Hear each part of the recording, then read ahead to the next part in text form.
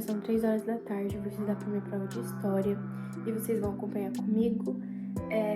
Eu tenho 2 provas amanhã, uma de história e uma de um outro livro que eu tenho que ler. Mas enfim, é isso, gente. Eu espero muito que vocês gostem do vídeo.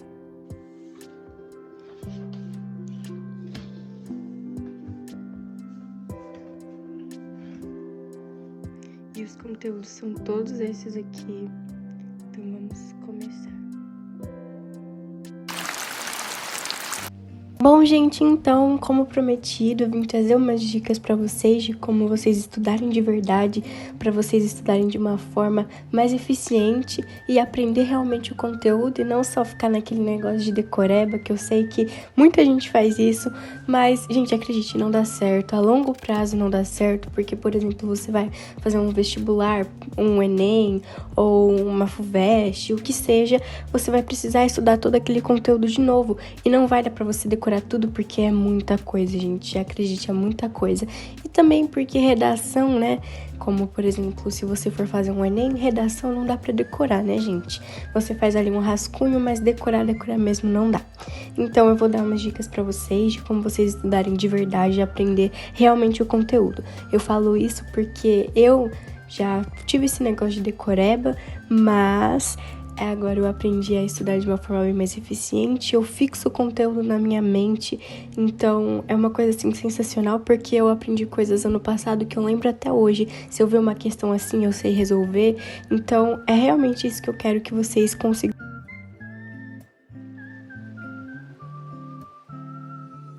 Bom, gente, a primeira coisa é vocês fazerem uma lista das coisas que vocês ainda não sabem, ou de um conteúdo que você tem mais dificuldade.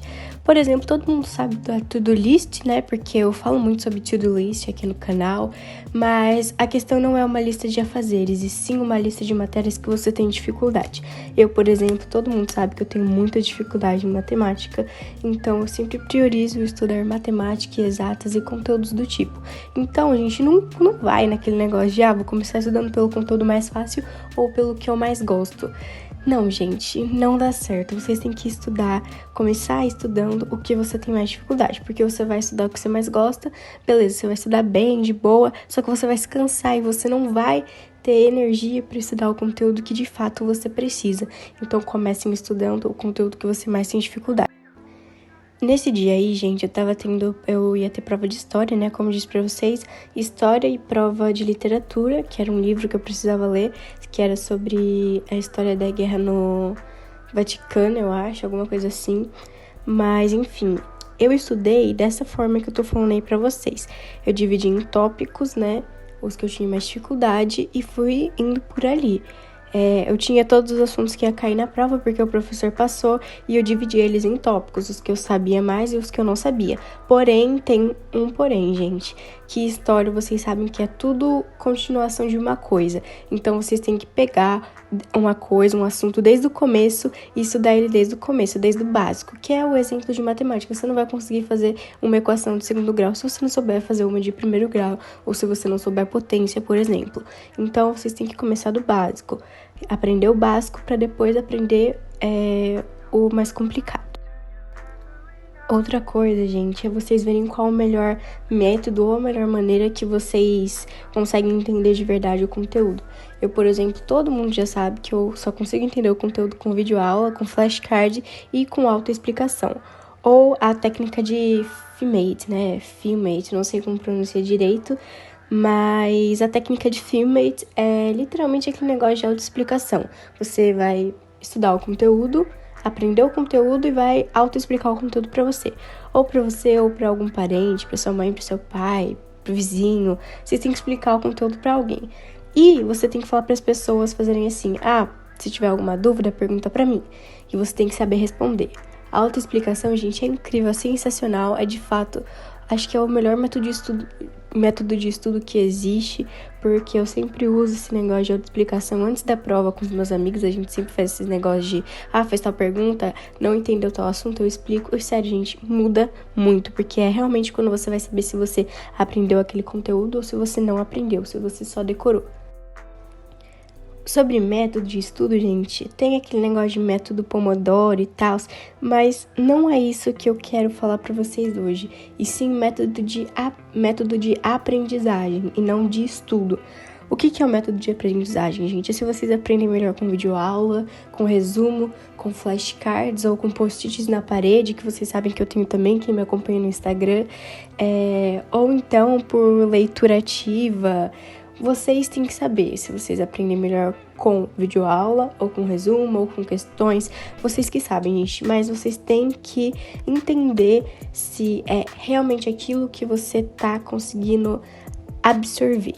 Por exemplo, eu só consigo absorver o conteúdo vendo videoaula, fazendo questão e autoexplicação. Vocês têm que saber isso.